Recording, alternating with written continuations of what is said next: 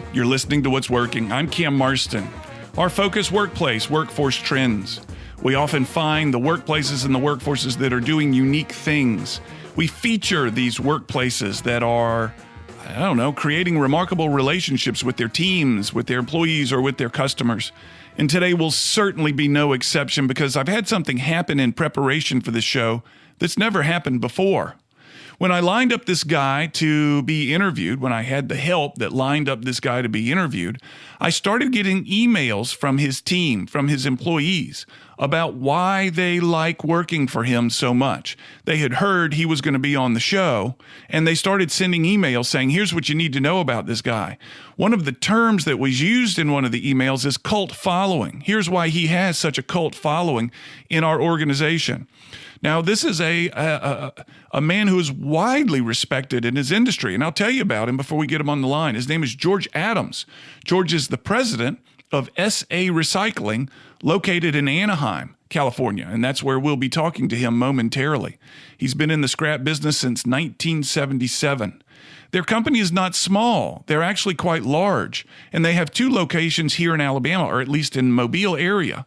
The company has 77 locations total in 7 states. They have about 2,100 employees. They'll do 3.5 million tons of recycled metals this year. They do $1 billion in business. So this guy has got a heck of a business growing remarkably well, it seems, and a cult following with his employees who are outside doing some, frankly, very difficult work on a regular basis. So when I was first introduced to George through a colleague, actually one of his employees and one of the people that's been through one of my seminars, she sent me his book.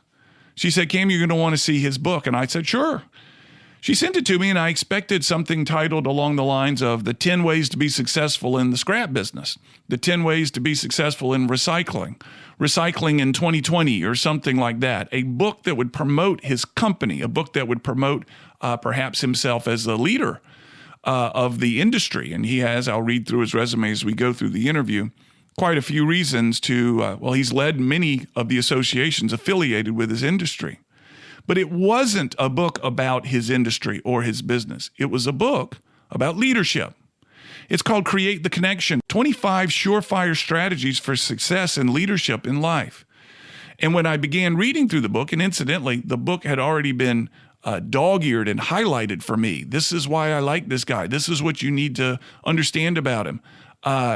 This is the way he really is. Notes written in the margins, Post-it notes to highlight different paragraphs, etc. When I got the book and began to read it, I thought, man, this dude is pretty impressive. If he lives this way, if he truly walks his talk, I can see why he's got this cult following, these disciples that promote him so well. And I can't wait to get him on the phone and hear what his secret sauce is. We're going to talk to George Adams about the recycling business. What happens to my, let's say, Christmas lights when they get recycled? His company will recycle Christmas lights, these little lights on your Christmas tree. You just can't get the knot undone. You take them to a recycle. Where do they go? Who's buying it? What are they doing with it? Have the tariffs in any way impacted his business positively or negatively? Who knows? Where does he find people to do this very hard work? I'm interested in the recycling business, his scrap business. But I'm also very interested in his leadership insights. It sounds like he does walk the talk. We'll be right back with George Adams. We'll have him on the line. You're listening to What's Working. I'm Cam Marston.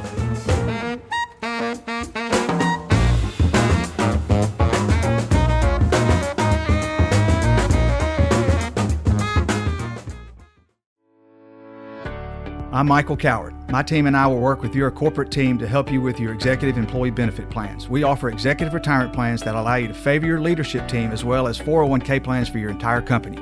We've served the Mobile market for over 20 years. Call us at 251-342-0446 or find us online at cowardassociates.com. That's COWART associates.com. Securities offered through Pro Equities, member FINRA, SIPC. Think about how people really see you. The kid at the drive-thru just sees a coffee drinker. Please pull forward. Your local barista sees the person who loves a smiley face in their latte. See you next time. It's kind of the same way with insurance. Other insurance companies just see a customer, but a State Farm agent sees more. They see you as a neighbor. Your State Farm agent is here to get to know who you really are, so they can help life go right. Call me, State Farm agent Allison Horner, in Mobile at 666-1616.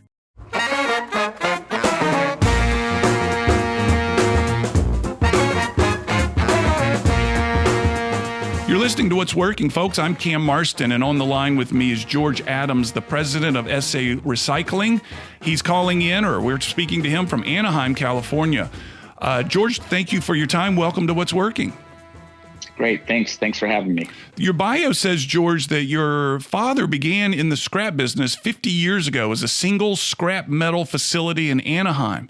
Now you've got 77 different locations, 2,100 employees, and per the bio, 3.5 million tons of recycled metals will go through the hands of your company and your employees this year. It's an extraordinary story, from 1 yard to 77. Was your father's instruction or teaching, or was he a guide to you to get to where you are today? So, obviously when we were younger, certainly, worked in the business. But when I started working with my father full time, when I was 20 years old, which would have been 1977, I guess it was. And, was the company at that time, my dad's goal was to do $65,000 a month in gross sales. And it was, and not only in profits, it was, his goal was to do $65,000. And, being a little company in the small, business that normally happens, there's tremendous challenges.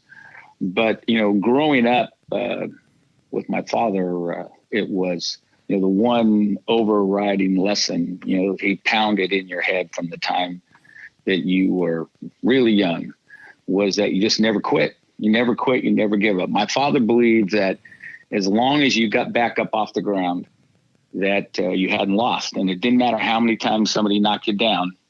As long as you kept getting back up, then you weren't beat. And you're only beat if you didn't get back up off the ground. And my father never was a guy that didn't get back up. And so no matter what happened in business, no matter what challenges or setbacks we had, you just kept swinging. And I think that whole generation, which came from, my father was in World War II. Yeah. He was a tank commander, and then eventually in the 101st, World War II, and then the Korean War. And I think that, that whole generation really kind of, I think there was, most of them, had that whole mantra that you just don't quit, you don't give up. Very self-sufficient, self-reliant. You don't quit. You don't give up. It's the W.C. Fields quote that so many people enjoy saying is try, and try again. But what they leave out is the rear end of that quote that no one ever quotes. Try again. And if you can't do it in 3 times, quit, because you're not good at it. That's the W.C. Fields humor. Your father wouldn't agree with that. Your father would say, you keep trying. Yeah, he never quit. So the scrap business, the recycling business, it's something that I think everyone is aware of, but we don't see very much. It's, it's usually held in, I would guess, light industrial areas. That's where the business is performed. Take me through the bare bones basic functions of a scrap yard. Tell me how it works. So look, first things first, when people say recycling, they think cans, bottles, newspaper. I mean, that's what they think. When they say recycling, that's just what they envision: taking your aluminum cans, your newspaper, your cardboard, your pop bottles. That's what they think. And really, and not that we don't do some of that recycling, but it's that part of the recycling business, which is what 99% of the population thinks of as recycling, is really a small part of the stream. The big recycling, which I always call big iron recycling, is all the heavy industrial, the steel, the tractors, the demolition of the buildings, the cars, the shredding of the automobiles, all that type of big iron. That is what the bulk of the recycling is made up, and what the huge volumes of recycling are. So when you think about and I'll get to answer your question in a second, but when you think about recycling, if you think about what happens if you're going to make a ton of steel, you think what you have to do, you have to go and dig up the iron ore, so you're making a big hole in the ground. You got to crush the iron ore. You got to process the iron ore. Then you got to ship it. Like, let's say it's coming out of Australia. You got to ship it all the way to China. And then you have to dig up the coal, turn it into coking, make it into coke. In other words, turn the coking coal into coke. You got to feed that into the furnace. You got to, think about the heat, the oxygen, the electricity, everything it takes to make that piece of steel. Now, when you go to recycle that piece of steel, all you got to do is heat it up and melt it and, turn it back into a billet and roll it again. And so you leave out all that step of digging a hole, of the transportation, the coke, the coal, all the different steps that go. And it saves about 90% of the greenhouse gases when you recycle steel or metal or aluminum or copper or any of those type of things, because it would apply to all of them. And so that's the beauty of recycling, is that you can use these metals over and over and over again. And so, and when you look at a scrapyard, what's happening is you're really doing the reverse manufacturing process. So if you think of a car as an example, because everybody will be familiar with it, it's got glass, it's got rubber, it's got upholstering, it's got carpeting, it's got all these different things, plus steel, plus aluminum in the pistons, die cast on the door handles, electric wire, all those different things all mixed in. You can't take that car and put it in a furnace and melt it, because there's just too many contaminants. There's too many different things. And so, if you think about it, all those pieces, copper, the aluminum, the steel, the cast iron, the car, all those things started as virgin items, right? Which they all put together to make that car. In the scrap business, basically what you have to do is you have to deconstruct that. And, to try to take it apart by hand would be way too expensive. And so all cars in this country are shredded. And so they run through a car shredder, and which basically takes, it's a very large piece of machinery. Some of my shredders are as much as 9,000 horsepower. Good gracious! And they'll shred a car in about 7-8 seconds. And you take that car and it just grinds it up into small pieces. And by grinding in small pieces, you separate out the steel from the aluminum, from the copper, from the trash. And now you've got this mix of ground up material. And now you run it over a magnet, which then pulls the steel out. And so now you've got all of the non-magnetic parts, which includes aluminum, copper, things like that are not magnetic. And then you've got different equipment, which will then remove the aluminum and the copper and the brass and the, different parts of the wire and stuff out of that waste, and then eventually dispose of the waste. And so, in the recycling business, you're basically trying to get things back to their more or less consistent, pure form, which then you can then ship to a mill to be remelted down again. So the images on your website, the videos of the website, show you using this giant scooper thing. I think you call it a pan, and the pan is pouring just extraordinary amounts. This is not a pan that a hand could hold, but a tractor and a giant crane of, I guess it's steel, into the hull of a ship, into the hold of a ship. Where's that ship going? So it goes to different places, but those ships are being loaded in the port of Los Angeles, and they're going to Korea. They could be going to Vietnam, India, Malaysia, Taiwan, any number of places, Thailand, Indonesia, all of but more or less to Asia or Eurasia on that side. Once in a while, we'll go into Saudi Arabia, into Kuwait, but they're a little bit farther for us. It just kind of depends on the market. And so, we're loading. So that material they're dumping in the ship, I'm not sure which video was that you're looking at, but could have been shredded steel, or could be HMS, which is, heavy melting steel. But, we'll put about 40 tons in a pan. So we load the truck dumps into the pan, and then that pan will swing into the ship. and then the ship will sail, across the sea. And then when they get to the other side, they'll do the reverse. They'll use, they'll put a crane down in the ship and they'll load pans and they'll lift it back out again. Why all these far destinations? Why isn't there a place locally to California or in the U.S. where you can ship this stuff to have it remelted? So it depends what coast you're on, right? If you're on the East Coast, certainly, and certainly if you're in the Midwest, like, Alabama, which has lots of steel mills, Mississippi, places like that, or, in different places on the East Coast, certainly there's plenty of steel mills. But in the West, through maybe lack of investment on the steel mills parts or too stringent environmental laws, I mean, it's hard to say what all went happen. But all of, once upon a time in Los Angeles, you had Bethlehem Steel, U.S. Steel, and Kaiser Steel. And, all of those companies have all gone out of business. And so you don't have steel mills here. You got one small steel mill, which is now owned by Commercial Metals, which is located in Southern California here. Other than that, there are no other steel mills in California. And there's one in Utah, and there's one up in Seattle. Well, it's actually in Tacoma or by Tacoma. It's Cascade Steel, but it's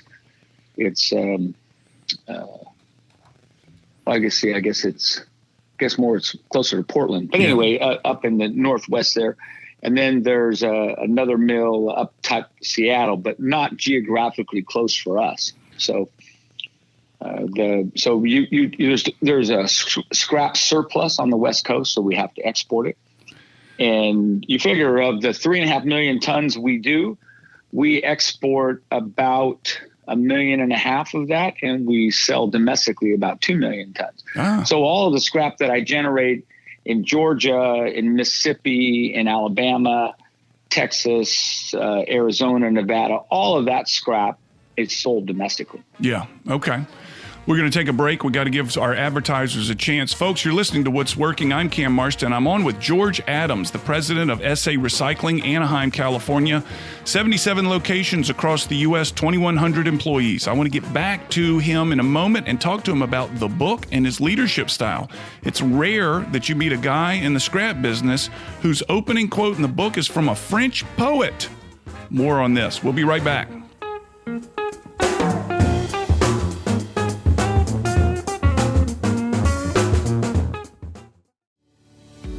Hey, this is Cam Marston.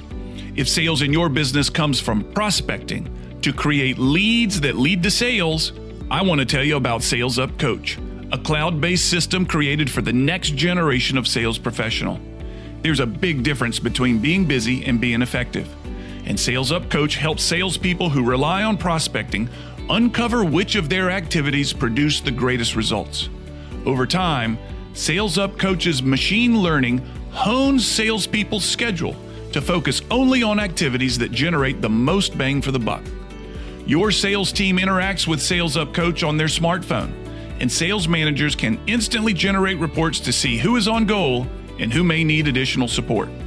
Go online and take a look at this new and very powerful sales tool.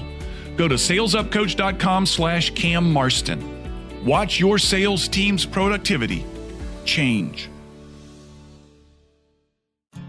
Think about how people really see you. The kid at the drive-thru just sees a coffee drinker. Please pull forward. Your local barista sees the person who loves a smiley face in their latte. See you next time. It's kind of the same way with insurance. Other insurance companies just see a customer, but a State Farm agent sees more. They see you as a neighbor. Your State Farm agent is here to get to know who you really are, so they can help life go right. Call me, State Farm agent Allison Horner, in Mobile at 666-1616. Hi there, I'm Josh Knoll with Gulf Coast Financial Advisors. As your business grows and you accumulate wealth, planning to protect your assets becomes more and more important. I work with individuals and business owners throughout Baldwin County to help them protect their prosperity. Call me today at 251-327-2124 or find us at gulfcoastfa.com. Securities offered through Pro Equities, member FINRA, SIPC.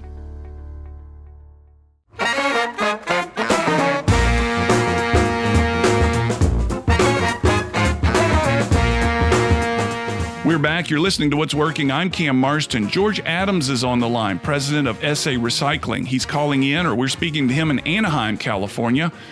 George, you talked to us prior to the break about the exporting the steel and where it all goes. And I mentioned the book. The book it caught me off guard. One of your people sent it to me in advance of this conversation. When I first heard about it, I thought, well, certainly it's going to be the 10 steps to selling steel in the 20th century, some sort of promotional type of book, or 10 ways to become successful in the heavy iron recycling business, whatever it may be. But it was a leadership book. And in the introduction, or early in the book, you talk about speaking to a class and finding that the students really perked up when you started talking about leadership versus business. Can you tell me that story again? So we have an export yard in the city of Long Beach and the city of Los Angeles, and so they're actually two different ports, even though they're really all one and the same. There's just a line, just like a town can have the same street go through it. It's all one port, but it's actually two ports, even though it's all on the same island, basically in the same area. And so Long Beach College, because we have a port in Long Beach and have a good connection to the city, they asked me to speak to their business people. And so I gave them a background on the recycling, talked about steel and how steel is made and different stuff like that. And then the instructor had asked me to also speak a little bit about the business side of the business or the culture side of our business. And so what had happened is that as the company was growing, and you said earlier, 2,100 employees. I think since then now, as we continue to grow, I think we've crossed the 2,500 employee mark right now. But what happens is that as the company grows, trying to get the culture that you believe is important out to all your employees is very difficult. And when you don't have that culture there, then the company becomes very, very rudderless. The leadership, you can't pass down the leadership if you don't have the culture of your people. It's impossible for me to touch, 2,500 employees on a regular basis. And so the only way, you have to have your proxies, which means you have to have your regional managers, your foremen, and you want your culture, what you believe, how you believe a person should be treated. You want that to be the mantra throughout the company. Culture always starts at the top. And so there's two schools of thought. And if you look at high level, right, you can either run a company from the bottom up, or you can run a company from the top down, right? So top down means that, I sit in California, I make all the decisions, I send out edicts from God, and I tell everybody what to do. Yeah. Okay. That's top down. Okay. And bottom up means that you believe and you empower the people that are on the ground, and you listen to what they say, and you run the company based on the input that you get from your people, because they're the one that are closest to the source, and that's bottom up. And so, and I believe that the only way to run a company is bottom up. There's no way that I can sit in California and know more about operating a crane and unloading a rail car or what's happening on this guy in Georgia. There's just no way. It's impossible. And if I tell that guy how the hell to do his job, okay, more than likely it'll be wrong, because every situation is different, and every time you're doing something, it's based on experience. And so, I mean, we could go into the book for a long time, but look at, if you're telling, let's say you're talking to a guy, to a crane operator, and you've seen him do something on this rail car, and he's unloading the rail car, and he's trying to get the last, and you walk them and say, look, why don't you do it this way? And one of two things can happen, right? You're the boss, you're the owner of the company. Okay, the guy can be thinking in his mind, okay, I tried that way 15 times. Right. It doesn't work, but he's the boss. He wants me to do it that way. I'll do it that way, but it's going to take twice as long. And you could give them that instruction. You could walk away and the company has lost, right? Or the guy can have enough confidence and the culture of the company is such as you tell him, hey, Joe, I want you to do it this way. He can say, George, I've done it that way. It doesn't work. Okay, this is why I've tried it 3 different times and this is what all happens. And he has no problem at all coming right back to you and saying, look this is why it doesn't work. And at the end of the day, he's the one doing the work. And so there's always 3 or 4 different ways or 10 different ways to do something. And people are going to have ownership. And so, unless I really think somebody's doing something wrong and it's going to cost the company money, I'm going to let them do it their way. And so, but what happens is that, culture is within a company, in my opinion, is what everything is about. And so what was happening, to get back to Long Beach, is that I would get a whole big group of people together and I would do a presentation and I had slides and different stuff. And I would talk as we were hiring people. And so I doing presentations. So basically I was trying to incorporate that presentation I gave new employees into Long Beach and into this speech that I gave at the school. And, the people really liked it, which surprised me. I didn't think it would mean that much to them, but they really liked it. The teachers really liked it. And so then, people approached me on it, asked for copies of the video so then as the company's growing, as we're getting bigger, we're doing bigger acquisitions. And I was having a problem trying to get the culture out of what I believed. And, it's not like you could just send people a video. It didn't go the same way. And so I just finally sat down to try to write it down so that as the company was growing, I could give people a book of what my thoughts were of how I thought it should be, how I thought things should be done. And so, it sounded much easier than it was. Yeah. And so, it literally took me 3 years. We would have, I had a guy that, Jerry Holderman, that would meet me at my office and he would record me and I would talk. We outlined the chapters, which were basically the same, presentation, kind of the key points the slides that I'd given at Long Beach. And, we'd outline the chapters and then I would talk. And then we'd meet the next month. He'd go back and write all that down. We'd meet the next month and then, he'd send them to me. We'd go through them. It usually took us about 3 months a chapter. Right. And then we moved on to the next one. And it took us just about 3 years to get the thing done. And really, by the time it's done, if you ever tried to write a book before, you're so done with it that you just want to be done because, you can endlessly correct it and check yourself. But the good thing is that once I got it done, now I can send this out. So every new employee at the company and when you have this many employees, you have turnover.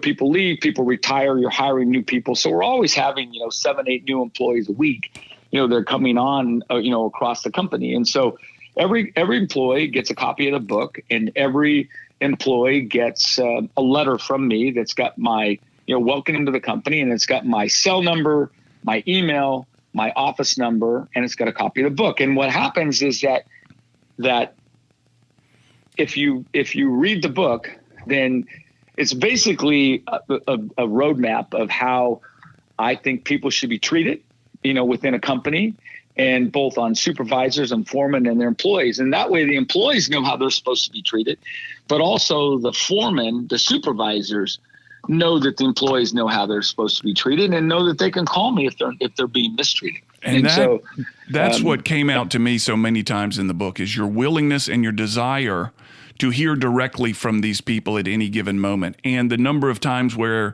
the employees sounded or said something like, nah, he doesn't really mean that. And then team members would back you up and say, yes, he does. He does mean that. And it takes a certain type of supervisor or leader to know that the employee could go around them at any given moment and call the CEO, call the president at any time. And it sounds like you're going to take the call day or night. And it makes, I would suspect, people can be a little nervous, fearful of the power of any employee to be able to call you direct at any one time. And that's never been a problem. In fact, the way I read the book, it's something that you really celebrate. It holds everybody accountable. Is that right? So look, there's no question that I encourage everybody to call me. And, but you said, the person's going to be fearful or concerned about calling me, right? It depends on the supervisor, right? My best regional managers could care less if someone calls me. In fact, they'll encourage someone to call me, right? If they disagree with what they're saying, because they know that I'm not going to be upset about it. And if let's just say that you believe passionately in something and you're talking to your manager or your regional manager and you want to do something, it's going to cost $100,000, whatever. You want to buy this new piece of equipment or you want to change a driveway or whatever. It's going to cost a bunch of money. And you believe this is going to save the company a lot of money, right? And your manager or your regional manager just doesn't think so. He doesn't see it, but you're passionate and you keep pushing and keep pushing. So he can say, look, I don't see it, but if you believe in it that strongly, call George and ask him. See what he thinks. It's his company. It's his money, right? So there's no threat in that, right? He's encouraging the guy to do that. Okay, now, so that's as opposed to the guy saying, no, we're not doing it. And now the guy is secretly, contacting me saying, look, I think this guy is wrong. Right. And this will save the company a lot of money. And so now what's going to happen is that let's just say it does happen that way, because obviously, look, as much as you want it to be a perfect world, it's not. And, certainly I have managers or regional managers that are concerned about people calling, even though I try to use examples all the time on the calls. But so then I'm going to just try to handle it delicately where I make it my idea and not his idea. Yeah. And, so I don't burn the employee. And so you work it all together because you want people to be together. But I try on the calls as much as possible to bring up my mistakes and talk about my mistakes so that other people aren't afraid of them. And I try to talk about things where I've made a mistake, or I told somebody to do something that was wrong, or like I shot first and then ask questions when the guy's laying on the ground. Right. And so how many times, right? It's like, you're all upset at someone. Why'd you do this? And that was wrong. And that doesn't make any sense. And then, after you're all done and you've shot him 10 times full of holes and he's laying on the ground bleeding to death, he says, oh, yeah, but, the reason I'm not at that meeting is because my son's getting married tomorrow. Yeah. And now you feel like a complete schmuck. Right. Like, okay, what the hell? I should have asked, why aren't you at the meeting? Right. And so, and then, look at that's, it's just, trust me, I as hard as I try, I'm human. You make that mistake. But when I do make the mistakes, I try to bring them up and I try to point them out to people so that other people aren't afraid to realize that they're making a mistake and change. So I always try to point out my mistakes, and I'm not ashamed of them. And because I think it's a good lesson for everybody in the company. George Adams is the president of SA Recycling, Anaheim, California. He's on with me. We're going to talk about an email, George, when we get back, that I got from one of your people. It's a glowing email. You have nothing to be worried about, but it's just remarkable. It's remarkable. And we'll have this email read. I'll have it ready to read when we come back. You're listening to What's Working.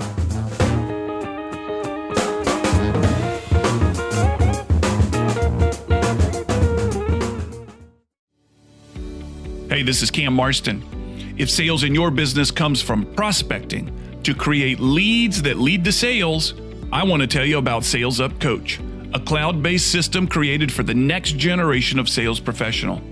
There's a big difference between being busy and being effective.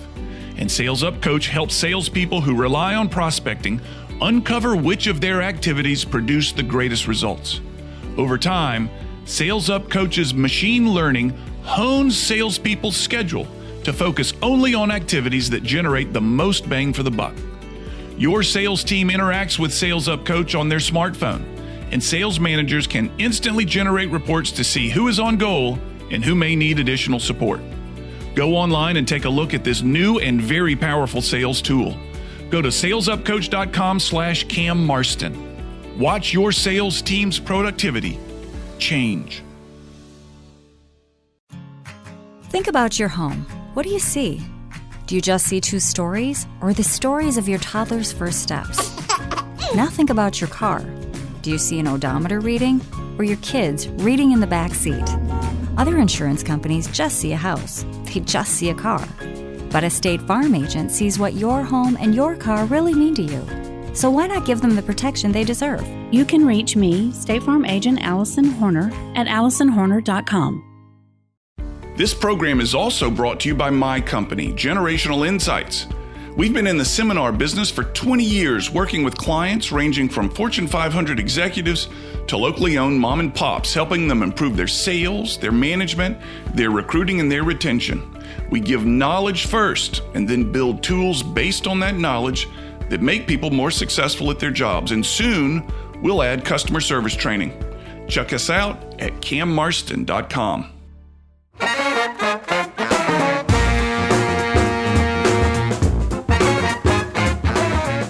I'm on with George Adams. This is What's Working. I'm Cam Marston. George, based in Anaheim, California. He's the president of SA Recycling. George, when members of your team learned that you were going to be interviewed on this radio show, they started sending me emails. And they were not cautionary emails. They were glowing emails. You have a quote-unquote cult-like following within your organization. You've got disciples out there preaching your gospel. And this is one of, I've just highlighted one. Unlike your typical CEO, George's heart and soul is with the guys in the yard. He genuinely cares about the little guy and recognizes that his success would be non-existent if it weren't for their efforts. He spends more time worrying about the well-being of the laborer than he does the occupant of the C-suite. He stands in the front of every event and makes a point to shake every hand and say thank you. You just don't see that anywhere. George, you've got some remarkable qualities per your people, not per you, not per your PR team, per your people. Where have these come from? I mean, I know they came out in the book. You talked about them in the book, but where have these qualities come from in, let's face it, what I think is a non-traditional place for these qualities to flourish, in a heavy iron, as you call it, recycling facility? I guess I just feel like when you start at the bottom, and I mean, we were a little tiny yard, right? And, I started on a torch when I was a kid. I was driving truck by the time I was 16, 17 years old. There isn't a job in this company that I haven't done. And so, the workers that are out there, I've done every one of their jobs. And I certainly don't think that I'm any better than them as far as on what's going on. Also, the bottom line is that these guys, put out their heart and soul for me, and literally there's nothing that they wouldn't do. I mean, I work alongside these guys. I like to spend the first couple hours in the morning out in the yard. I like to work in the engineering department, so I wear my overalls and my hard hat, and I get out and work for the guys. When we're starting up a new plant, I like to go commission the new plant, because that way I know how the thing works and how it's going to go. And so, the guys are used to me working out alongside with them, and I just feel like I relate to the guys because that's where I came from. And I know that this company would not be anything without those guys. A company is a shell until you put people in it. And you want a great company, you got to have great people. The only way you have great people is if you treat them right and you empower them and you value them and understand that without them, you're nothing. I mean, this company is nothing without those people. And so, maybe if you're a famous artist or a famous musician and you can play great music and paint stuff off of yourself, that's fine. But I am not. I'm an operator, and, without my people, I am absolutely a zero. You mentioned that a number of times in your book, is the importance of the people. And incidentally, folks, the book is called Create the Connection, 25 Surefire Strategies for Success and Leadership in Life. Incidentally, we talked about the book. We talked about briefly the opening quote from a French poet, Anatole. Tell me about this. I have no idea who Anatole is. All right. And when I fell in love with this quote. And then of course you can type this quote in the internet and they can tell you who it is, because I certainly had no idea who Anatole France was. But the quote is, to accomplish great things, we must not only act, but also dream, not only plan, but also believe. And I love this quote, because if you think about it, if you're going to do great things, if you're going to take and make strong moves, right? You have to act, but in order to do that, you have to dream that you can do them. You have to dream that you can buy this company or that you can build this piece of machine, but then you got to act. So many people dream and they don't act, or some people act, but they don't have a vision, a dream of where to go.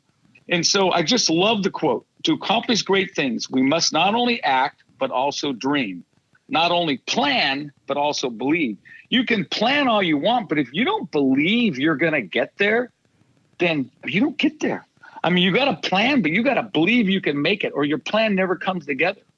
And so anyway, I seriously, I saw this quote on a wall in a restaurant, and I just fell in love with it. And anytime I see something that I like that, I take a picture of it. Right. And it goes in my file of quotes. And I look at them all the time because they inspire me. And this quote has always inspired me because it's something that I really believe in. Yeah. Well, but I certainly didn't know who he was, but I love this quote. And once I looked it up, then of course I wasn't going to put a quote in there without, attributing it to whoever it was. So. Well, like I said, it kind of took me back when I saw it was from a French poet, because frankly, I had to look it up as well to see, who is this? Is this the grandfather of the scrap business? No, he's a French poet. yeah, exactly right. Exactly right. In your book, you talk a lot about taking risks on people, that you get a feel for them and you're willing to take a risk on people. And I think the one that stands out to me the most is the man from Turkey, who became such a superstar from you, who had just such an inquisitive mind and asked you repeatedly over and over again to explain things, and now, or at least at the time of the printing of the book, was doing quite well. Would you tell us that story? I think it's just fantastic. So look at I think a lot of companies have hard and fast rules. You got to have a certain amount of education. You need this degree. You need to graduate it from this prestigious university, whatever, right? I mean, they kind of have stereotypes of people that can be leaders in their company. In our company, I don't really care. I don't care what color. I don't care what race. I don't care what gender, religion. It doesn't really matter to me. It's just a question of whether you can do the job or not. And, there's a tremendous number of managers that are running my companies that have no formal education in management training at all, that just worked their way up from the top, that had no idea how to read a financial statement when they started, and just taught themselves. And I mean, we helped them, teach them also, but I tell you what, they can tell you every single number of their company, and they understand a balance sheet, and they understand a profit and loss statement because they get a percentage of the profits. And QB, the guy you're talking about from Turkey, is just an example. And I mean, look, there's a lot of examples of people in this company that are like that. The list is long. And QB happens to be the regional manager of our largest region, and so he's a phenomenal guy at what he does. To be from another country, from Turkey, and to interrelate with the people in Southern California, which is predominantly Hispanic, so many of them don't even speak English. And, to be from another country, he came here not speaking a word of English when he got here.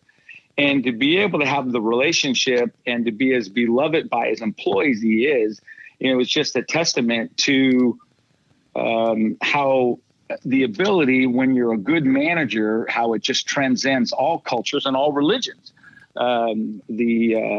Because none of it matters if you have good management leadership style. And QB, his sister's husband, I guess, knew someone that knew my brother, and so he got an introduction, and he came over here on he had a student visa, and then eventually got a work visa, and was my brother talked me into bring him on as my driver. Not that I wanted a driver, but my brother, talked me into doing it, saying that this way he would be able to shadow me and learn the business. And this guy flipping drove me crazy. Okay. You know how you're planning, you think you're going to maybe sleep in a little bit one morning or whatever. Okay. I normally leave at 5 o'clock in the morning, and one morning, maybe you're going to sleep in a little bit. This guy is going to be sitting in the driveway on the hood of his car at 4:45 in the morning, every single morning. I don't care if the world is coming to an end. He's going to be sitting there at 4:45 in the morning. And then when he gets in the car, you want to relax a little bit. You want to, try to, think. He's going to be asking me 8 million questions all the way there. He's going to follow me around the scrapyard. Finally, after 6 months of literally shadowing me completely, I finally, to get my sanity back, had to give him his own scrapyard because the guy was just a giant sponge. But, in that period of time, I mean, he learned a lot. And we gave him a small yard, a greenfield yard. He picked his best, he'd been to all the yards with me. So he knew, he kind of cherry picked a bunch of really good people, and he made the yard a success. And so that was our smallest yard. Then we gave him a bigger yard, and then 2 yards. And then eventually, the guy becomes a regional manager. And, but the thing is that he gets it, and he treats people the way I believe people should be treated. And yet at the same time, he's aggressive and, doesn't quit, understands the market and, in LA, and he's got a good commercial sense about him. And he's one of the most successful managers I have. He makes us, the most money in our regions. And now you jump forward, and the guy's only been here. I mean, it's been, I guess, 8 years, 10 years, something like that. It hasn't been that long. And you look at him, he's married. He's got one son. He's got another son or a daughter that's going to be born here next week, actually. Owns his own home. And, he is an American success story. He is an American success story. That's what I was about to say. Yeah. And it's how he's the kind of immigrant that our country, he's now a citizen, but he's the kind of immigrant that our country needs and wants. And, the way our country was built, right? Our country was built on people, strong, aggressive, smart people coming to this country. And, this is the kind of immigrant, that we want in the country. That is certainly a big conversation in the political world today, which brings me to any tariff impact that may be on your business. Are you experiencing anything due to the Trump tariffs? Let's just say that in the first place, I support the tariffs. Okay. A lot of my peers in my industry want to smack me when I say that, but I support the tariffs. I don't think there's any other way to make it's not like we're going to go to war with China. So what other weapon do we have to try to get them to change our, to change their ways? I mean, we know they're stealing our technology. You just look at our largest cargo plane. What is it, the CH-17 or whatever? Don't quote me. I'm not an aviation buff, but our largest military transport. You look at the Chinese military transport. It is identical to our plane. The guy that stole those plans is in jail. Okay, they caught him. He was a Chinese national. He stole those plans, and they've knocked off our plane. I mean, it's not a question that they're not stealing our technology, and they don't think anything about stealing our technology. And the problem with the tariffs, and the reason it's hard for them to be effective, is they're really not about trade. They're on trade, but they're not about trade, right? It's not. It's the stealing or the theft of our intellectual property is the conduct they're trying to change. And the bottom line is China would rather not have the trade than lose the theft of our intellectual property, because they need that to advance their country so they can catch up. So, it's very expensive for us. It costs us millions and millions of dollars every single month.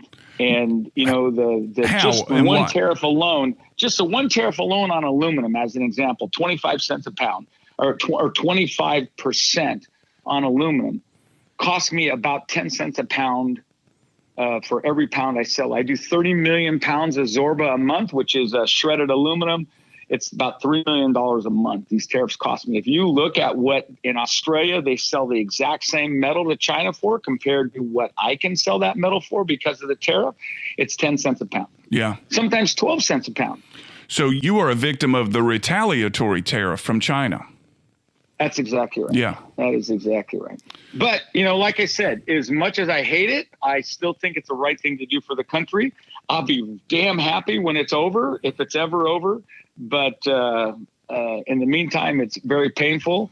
But like I said, I still think that it's the right thing to do for the country. George Adams is the president of SA Recycling, Anaheim, California.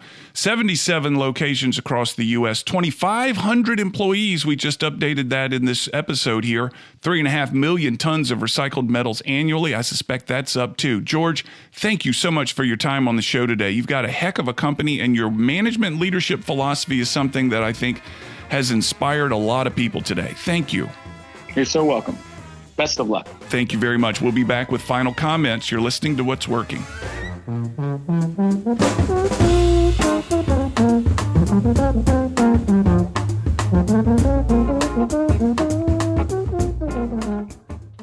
This program is also brought to you by my company, Generational Insights.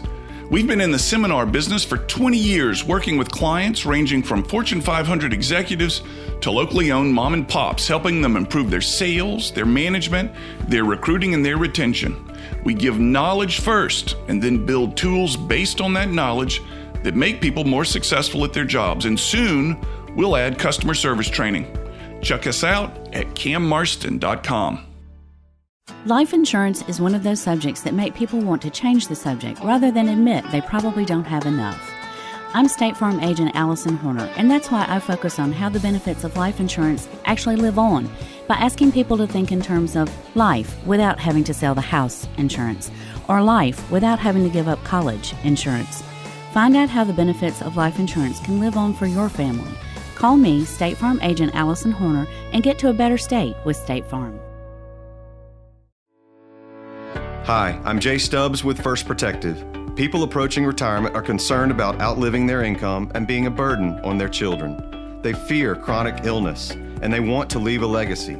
If you're a life insurance producer or in the traditional investment business and this describes your clients, we can help. Call me, Jay Stubbs, 251-604-7024, or find me online at firstprotective.com.